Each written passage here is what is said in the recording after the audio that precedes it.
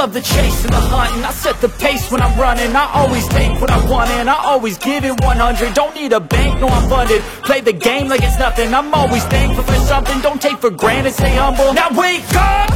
It's time to look at the enemy. Look in the mirror if he is no friend to me. It's not. Don't forget to subscribe and push the notification bell for you not to miss our upcoming updates. Now let's get started. Bab 1964.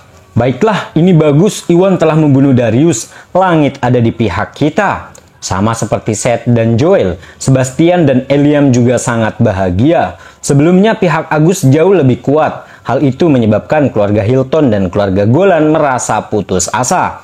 Namun setelah mengetahui bahwa Iwan telah membunuh Darius, semangat mereka segera bangkit kembali. Meskipun mereka tidak tahu kenapa Iwan ingin membunuh Darius, ada sesuatu yang mereka ketahui dengan baik. Keluarga Hughes adalah salah satu keluarga besar di wilayah selatan. Mereka luar biasa kuat dan bertenaga. Kali ini, Alan bahkan datang ke sini secara pribadi. Selain itu, mereka memiliki keluarga Hilton dan keluarga Golan. Tidak peduli seberapa kuat Agus dan anak buahnya, tidak mungkin mereka bisa menjaga keamanan Iwan.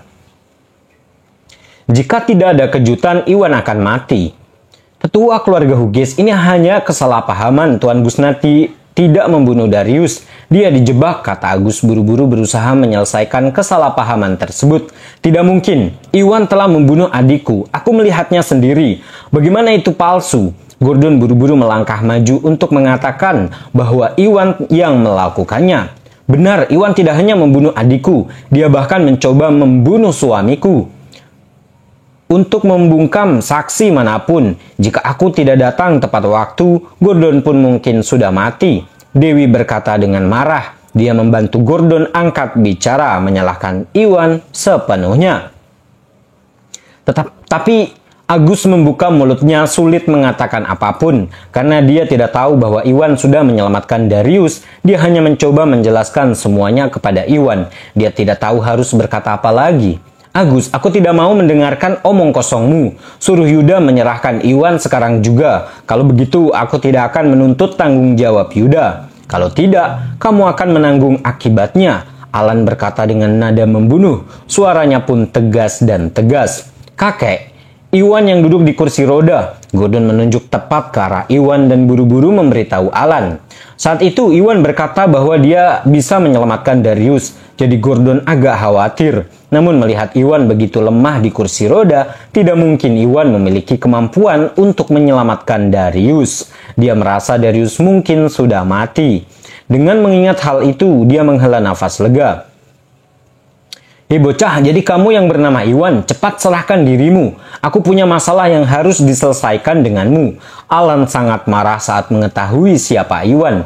Dia pun tidak ragu-ragu sejenak saat dia menyerang dengan kekuatan besar tepat di Iwan. Tunggu, Iwan pun terkejut. Dia mencoba mengatakan bahwa Darius masih hidup, tapi suaranya terlalu lemah. Alan terlalu marah saat itu untuk mendengarkannya. Namun Yuda bereaksi sangat cepat dan buru-buru berdiri di depan Iwan. Tetua keluarga Hughes, tolong dengarkan aku. Yuda baru saja angkat bicara saat Alan menghentikannya. Enyahlah. Alan masih marah karena Yuda melindungi dan menyelamatkan Iwan. Dia menembak dan berencana memukul Yuda ke samping. Namun sebelum dia bisa menyerang, kata-kata Yuda berikutnya benar-benar membuatnya tercengang. Bab 1965.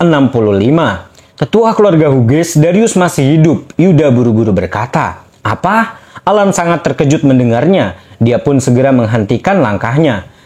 Yuda, Darius bukan... Apa kamu yakin? Alan sangat emosional ketika mendengarnya. Dia tidak bisa mempercayai telinganya. Darius baru saja diselamatkan oleh Tuan Gusnadi. Racun di tubuhnya juga sudah disembuhkan, kata Yuda sambil mengangguk.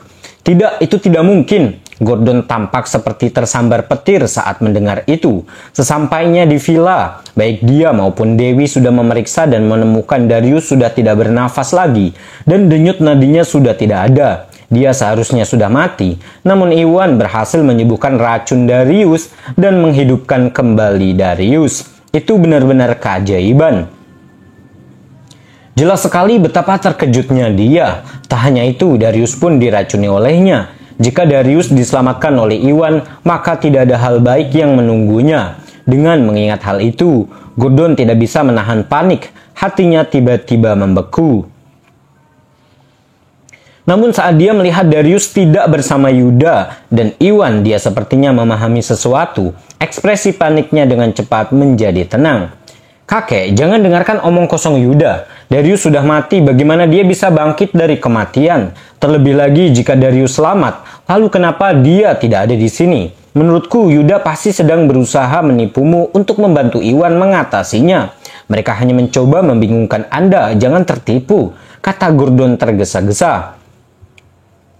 "Benar kakek, aku sudah memeriksa Darius sebelumnya, dia sudah mati. Aku melihatnya sendiri, tidak mungkin itu palsu." Dewi setuju dengan marah menatap Iwan dengan kebencian. Melihat berarti percaya. Dia ada di sana dan secara pribadi melihat Darius tidak lagi bernafas dan tidak ada denyut nadinya. Tidak peduli apa yang Yuda katakan. Tidak mungkin dia mempercayai Yuda atau Iwan. Itu Alan tampak seperti disambar air dingin yang dituangkan ke atasnya. Dia menjadi tenang dari keadaan bersemangatnya. Kedua belah pihak mengatakan hal yang sangat berbeda dan dia tidak tahu siapa yang harus dipercaya.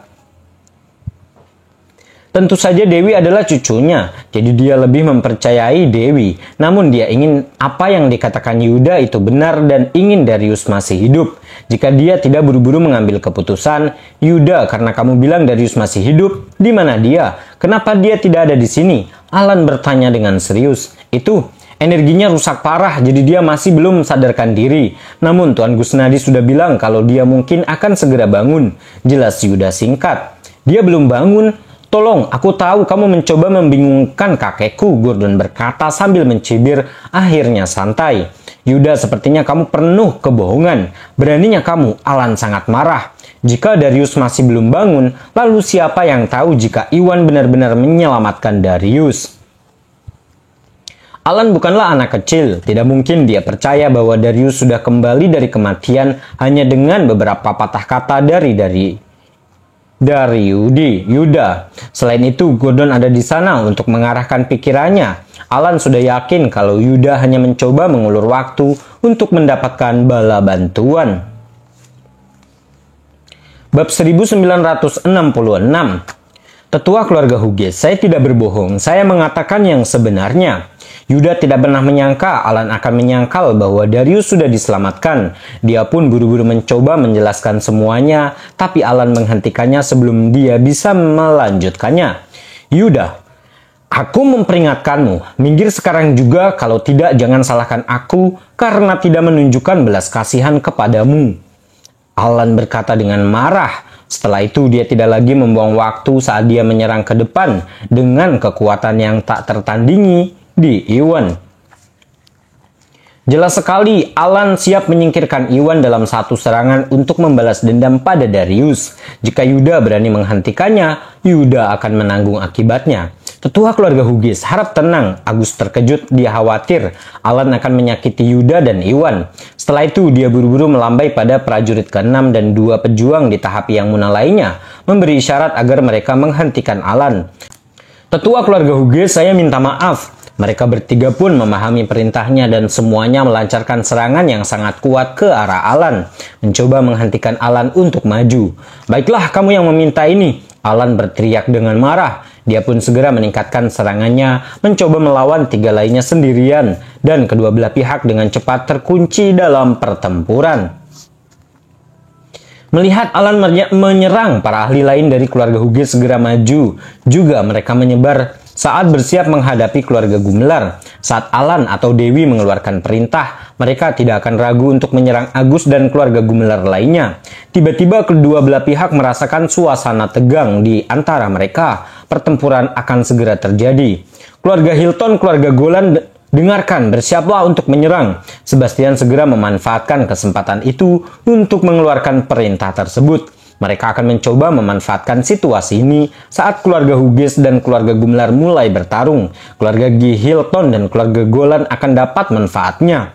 Bukan itu saja, kali ini Alan secara pribadi memimpin keluarga Hughes. Mereka hanya bisa lebih kuat dari Agus dan keluarga Gumlar. Dengan bantuan keluarga Hilton dan keluarga Golan, akan sangat mudah membunuh Iwan dan mengalahkan Agus. Ini adalah kesempatan emas, namun sebelum dia bisa menyelesaikan pemikirannya, sesuatu terjadi. Berhenti. Pada saat itu, suara lemah tiba-tiba terdengar. Darius dibantu oleh dua penjaga dari keluarga Gumlar keluar dari halaman dalam. Darius, Alan pun kaget melihat penampilan Darius. Dia tidak bisa mempercayai matanya. Tepat setelah itu, dia dengan cepat bereaksi. Dia pun segera menembak ke arah Darius. Ketiga ahli dari keluarga Gumlar ada di sana hanya untuk menghentikan Alan menyakiti Yuda dan Iwan. Mereka tidak punya alasan untuk terus melawan Alan dan membiarkan Alan bergegas menuju Darius. Darius, itu kamu. Apakah kamu baik-baik saja?